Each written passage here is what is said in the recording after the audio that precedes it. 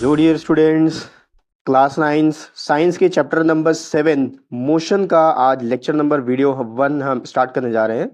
और ये आपके फिजिक्स का चैप्टर नंबर 1 है।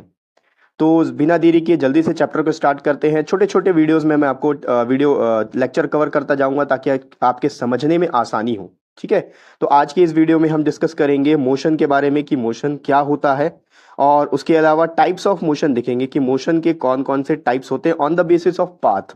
इसका मतलब होता है कि कौन से रास्ते में किस पाथ में कोई ऑब्जेक्ट चल रहा है तो उसके हिसाब से उसके मोशन को क्या नाम दिया जा सकता है। चलिए स्टार्ट करते हैं। तो देखिए, सबसे पहले हम डिस्कस करते हैं रेस्ट क्या होता है। अगर कोई ऑब्जेक्ट अपने पोजीशन पर बना हुआ है, मान लीजिए कोई ऑब्जेक्ट यहां पर रखा हुआ है, अब समय के साथ साथ वो ऑब्जेक्ट अपना पोजीशन चेंज नहीं कर रहा है। देखिए, समय तो किसी के लिए रुकता नहीं है। अगर आप किसी जगह बैठ जाएं तो ऐसा तो होगा नहीं कि इस घड़ी का कांटा आपके लिए रुक जाए। आपके घड़ी का कांटा आप रोक सकते हो, लेकिन पूरे दुनिया का घड़ी का कांटा आप नहीं रोक सकते। तो घड़ी का कांटा आगे बढ़ता जाएगा, समय आगे बढ़ता जाएगा, लेकिन वो ऑब्जेक्ट अपनी जगह पे रुका हुआ है। इसका मतलब क्या है? इसका मतलब ये है कि वो जो ऑब्जेक्ट है वो रेस्ट पोजीशन पे है। सेंटेंस रीड कर लेते हैं। यहां पर लिखा हुआ है, if the position of an object does not change as the time passes then it is said to be at rest. अगर कोई ऑब्जेक्ट है वो अपने पोजीशन पे एक ही पोजीशन पे बैठा हुआ है या फिर रखा हुआ है, उस समय के साथ उसका पोजीशन चेंज नहीं हो रहा है, तो हम ये बोलते हैं कि वो ऑब्जेक्ट रेस्ट पोजीशन पे है।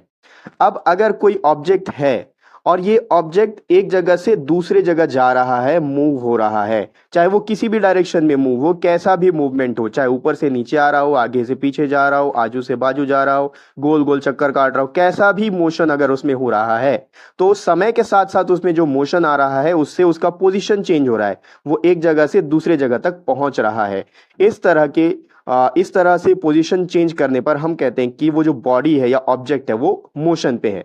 सेंटेंस को रीड करके देखो तो लिखा है, if the position of an object changes as the time passes then it is said to be in motion. ठीक है, अगर किसी ऑब्जेक्ट का पोजीशन चेंज हो रहा है समय के साथ साथ, देखो समय तो चेंज हो गई, समय रुकता नहीं है। ठीक है, समय आगे ही बढ़ता चला जाएगा और उसी के साथ साथ आपका ऑब्जेक्ट का जो पोजीशन है वो चेंज हो रहा है। मान लीजिए आप अभी एक जगह खड़े हैं और आप थोड़ा सा चलना शुरू कर दीजिए, आप एक कदम भी अगर चलते हैं तो आपका पोजीशन चेंज हो गया, समय के साथ आपका पोजीशन चेंज हुआ है, इसीलिए हम बोलेंगे कि वो बॉडी मोशन में है। थर्ड आपको दिया है स्टेट ऑफ मोशन और रेस्ट। देखिए, कई बार ये होता है कि बॉडी मोशन में तो है, लेकिन किसी दूसरे ऑब्जेक्ट के लिए हम ये बोल सकते हैं कि जो बॉडी है वो मोशन नहीं, वो रेस्ट पोजीशन पे। अब ऐसा कैसे होता है?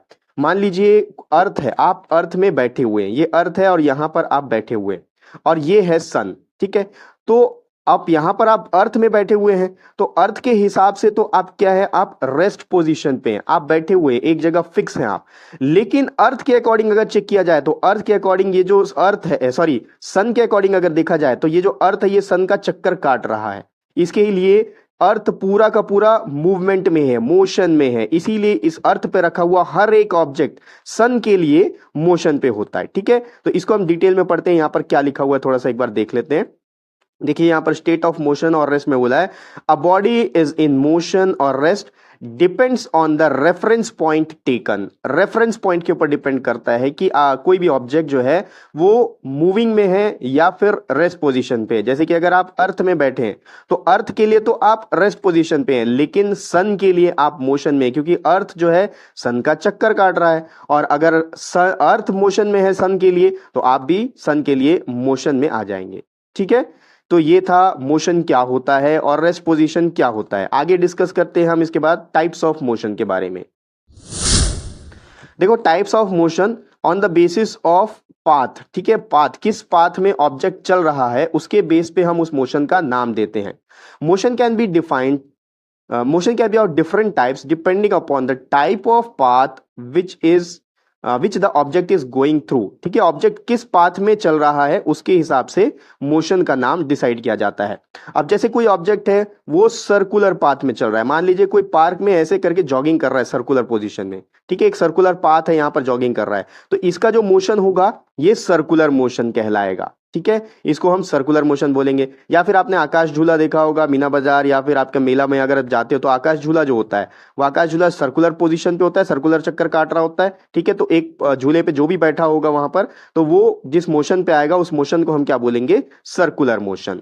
दूसरा यहां पर आपको दिया हुआ है लीनियर मोशन। अब लीनियर का मतलब होता है स्ट्रेट। अगर कोई ऑब्जेक्ट सीधा चल रहा है, एकदम सीधे सीधा चला जा रहा है, तो उस ऑब्जेक्ट के मोशन को हम क्या बोलेंगे, स्ट्रेट पोजीशन में जो मूव हो रहा है उसको हम बोलेंगे लीनियर मोशन। तीसरा होता है यहां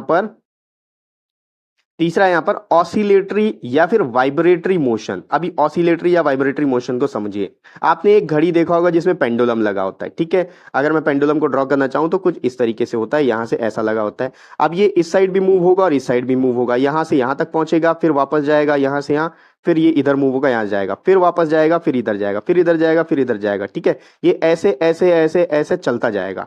तो इस तरह का जो मोशन है ये पूरा चक्कर भी, सर्कल भी नहीं काट रहा है और पूरे स्ट्रेट लाइन में भी मूव नहीं हो रहा है। तो इस तरह के मोशन को हम ऑसिलेटरी या फिर वाइब्रेटरी मोशन बोल रहे हैं, क्योंकि यहां पर ऑब्जेक्ट क्या हो रहा है, वाइब्रेट हो रहा है, एक तरीके से वाइब्रेट हो रहा है। या फिर टू एंड फ्रो पाथ में चल रहा है। देखिए जब वो पेंडुलम होता है ना, तो एक साइड जाता है तो उसको हम टू बोलते हैं, सेकंड साइड जाता है तो उसको फ्रो बोलते हैं, टू एंड फ्रो मोशन होता है। ठीक है, तो ये हो गया टाइप्स ऑफ मोशन। इस वीडियो में हम ज्यादा डिस्कस नहीं करेंगे, बेसिक पॉइंट्स जो मैंने आपको बताया, क्योंकि ये सारे पूरे चैप्टर में चलने वाला है। तो अगर आपको ये बेसिक चीज समझ में आ जाती है तो आगे के चैप्टर्स जो है, वीडियोस जो है, आपको बहुत अच्छे से समझ में आने लगेगा। आई होप मोशन क्या होता है, टाइप्स ऑफ मोशन क्या होता है, ये चीज आपको अच्छे से समझ में आ गया है। अगर अच्छे से समझ में आ गया होगा तो आप लाइक जरूर कीजिए वीडियो को। अगर अच्छे से समझ में नहीं आया है तो आप डिसलाइक भी कर सकते हैं, और कमेंट बॉक्स में कमेंट करके बताइए कि इसमें और क्या इंक्लूड आप करवाना चाहते हैं, तो मैं वो चीज भी आपको इंक्लूड करके बताता जाऊंगा। ठीक है, तो मिलते हैं नेक्स्ट वीडियो में, और नेक्स्ट वीडियो का लिंक आपको इसी वीडियो के डिस्क्रिप्शन बॉक्स में मिल जाएगा।